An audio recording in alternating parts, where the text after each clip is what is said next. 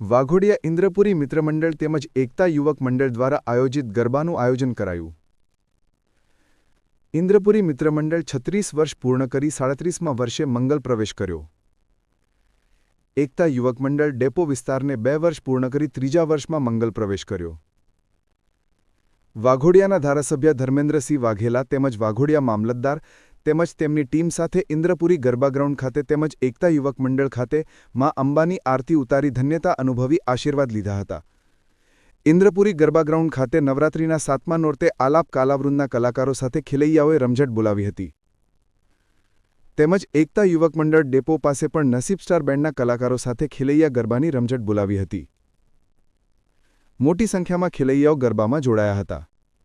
Reporter પ્રકાશ બારિયા સાથે શૈલેન્દ્ર પ્રજાપતિ, વાઘોડિયા.